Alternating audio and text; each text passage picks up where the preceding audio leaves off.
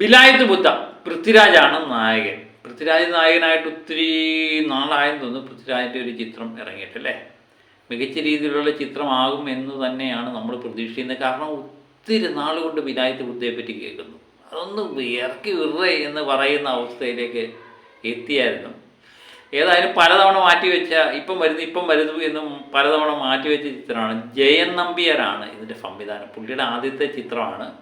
അതുപോലെ ഇന്ദുഗോപൻ, പ്രസിദ്ധ സാഹിത്യകാരനായ ഇന്ദുഗോപൻ്റെ നോവലിനെ ആസ്പദമാക്കി തന്നെയാണ് ഇതിൻ്റെ തിരക്കഥ തയ്യാറാക്കിയിരിക്കുന്നത് എന്ന് പറയപ്പെടുന്നു.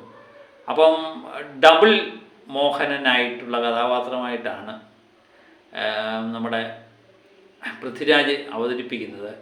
അതുപോലെ ഇത് ചന്ദനക്കള്ളക്കടത്തുമായിട്ടൊക്കെ ബന്ധപ്പെട്ട ചിത്രം തന്നെയാണ് പറയുന്നത്. ചന്ദനക്കള്ളക്കടത്തുമായിട്ട് ബന്ധപ്പെട്ട ചിത്രം എന്ന് കേൾക്കുമ്പോൾ നമ്മുടെ മനസ്സിൽ ആദ്യമേ ഓടിയെത്തുന്ന പുഷ്പ, താഴില്ലടാ പുഷ്പ എന്ന ചിത്രം, അല്ലു അർജുൻ്റെ ചിത്രമാണ് നമുക്ക് ഓർമ്മ വരുന്നത്. ചന്ദനക്കള്ളക്കടത്ത് കേൾക്കുമ്പോൾ അത് തന്നെയാണ് ഓർമ്മ വരുന്നത്. ഇത് ഏത് രീതിയിലുള്ള കഥ പറയുന്നു എന്നുള്ളതാണ് നമ്മൾ നോക്കുന്നത്. ഏതായാലും നമുക്കതിൻ്റെ ട്രെയിലർ വന്നിട്ടുണ്ട്, നമുക്കതൊന്ന് കാണാം. 21-ാം തീയതിയാണ് പടം റിലീസ്. നമുക്കതിൻ്റെ ട്രെയിലർ ഒന്ന് കാണാം.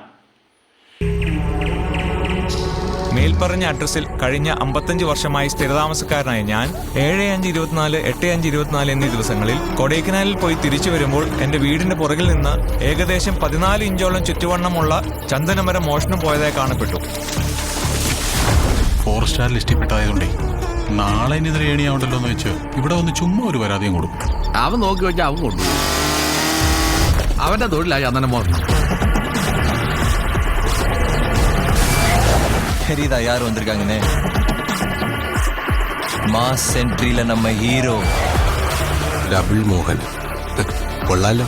പിന്നെ നാട്ടുകാർ പല പേരും വിളിക്കും. ഡബിൾ മോഹനൻ, സാൻഡൽ മോഹനൻ, ചിന്ന വീരപ്പൻ. എനിക്ക് കൊള്ളക്കാരൻ മോഹനോടാ പ്രേമം. നീ തോറ്റാ ഞാൻ വെറും ചോലക്കിലെ ചെമ്പകത്തിന്റെ മോളാ. പക്ഷെ എനിക്ക് ഡബിൾ മോഹനന്റെ ഭാര്യയായിട്ട് ഈ മറയൂട്ടോണി കൂടെ നെഞ്ചും വിരിച്ച് നടക്കണം. സാറേ ഇതാ ഡബിളിന്റെ പരിപാടിയാണെന്ന് സാറിനും അറിയാം, ഇവിടെ ഉള്ള എല്ലാവർക്കും അറിയാം. ഗർഭിണികളെ കയറ്റിയും കോഴിച്ചോറ് വെച്ച് ആക്സിഡന്റ് ആണെന്നൊക്കെ പറഞ്ഞ് നീ ഞങ്ങളെ പറ്റിച്ച് കുറെ കടത്തിയതല്ലേ? ചന്ദനം. യശോധാവള്യം എന്നൊരു പ്രയോഗമുണ്ട് മലയാളത്തിൽ. ശുഭ്രനിറത്തിൽ വിലസി നിൽക്കുന്ന എന്നർത്ഥം. അതിന്റെ തണലിൽ നിന്നാ മതി, കറ പുരണ്ടവരും തിളങ്ങും. അവനിങ്ങ് വരട്ടെ. ഇനി ഇടപാട് നമ്മൾ തമ്മിലാ. ഒരിടത്തിന്റെ ഉടമ ഇതിൽ കക്ഷിയല്ല. ഞാൻ വില പറഞ്ഞ് ഉറപ്പിച്ച ഇടപാടിനിടയിലോട്ട് നീ തല കൊണ്ടിട്ട ആ തല ഞാൻ എടുക്കും. ഒന്നുകൂടെ വിളയണം. അടുത്ത അവന്റെ നെഞ്ചത്ത തൊട്ടാ ഞാൻ കൊല്ലും, ആരാണെങ്കിലും കൊല്ലും. വിളച്ചിലെടുക്കല്ലേടാ. കാക്കിയിട്ട് ഒരുപാട് ഏമാന്മാര് കയറി ഇറങ്ങി പോയ ചുരോസാണ്. മലയും മോഹനനും അന്നും ഇന്നും ഇവിടെ തന്നെ ഉണ്ട്. പണിവരം കിടക്കുന്നുള്ളൂ മോഹന.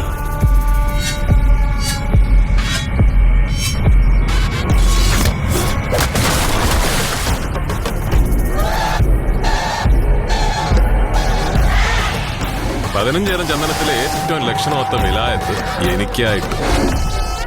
അങ്ങേരോട് പോയി പറഞ്ഞേക്ക് ഞാൻ അങ്ങോട്ട് വരുന്നുണ്ടെന്ന്. ഇനിയുണ്ടാവുണ്ട് ഇതില്. നീങ്ക വാ. റൈറ്റ് ഒളുത്തിട.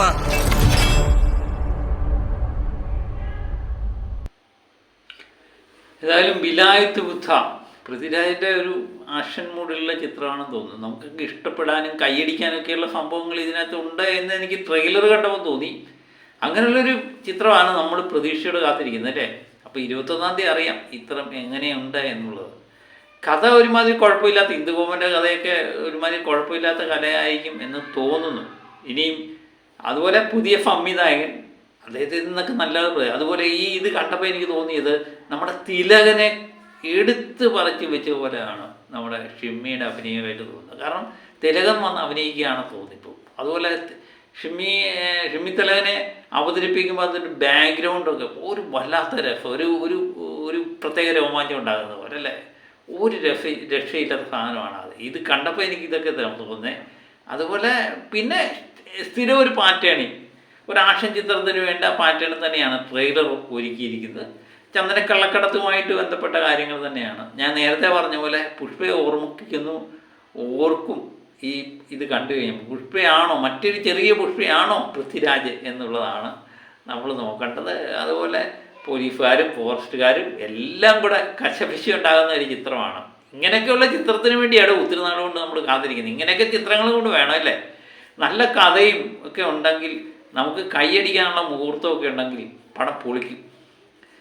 അപ്പം വിലായത്ത് ബുദ്ധ ആണ് പ്രദീപ്. അത് കഴിഞ്ഞ് കളങ്കാവൽ വരുന്നു, അതിനുശേഷം ബബ്ബ വരുന്നു, വൃഷഭ വരുന്നു എന്ന് വേണ്ട ഒരു പൂരമാണ് ഇനി നടക്കാൻ പോകുന്ന പൂരമാണ് മോനെ. അടുത്ത മാസവും ഈ മാസവും ഒക്കെ ആയിട്ട് സംഭവിക്കാൻ പോകുന്നത്. അതിനുവേണ്ടി കാത്തിരിക്കാം. വിലായത്ത് ബുദ്ധ തിയേറ്ററിൽ പോയി കാണാൻ ആഗ്രഹിക്കുന്നവരെ കമൻ്റായിട്ട് എഴുതുമല്ലോ. മറ്റൊരു വീഡിയോ ആയിട്ട് വീണ്ടും ഞാൻ എത്തും വരെ ഓക്കെ.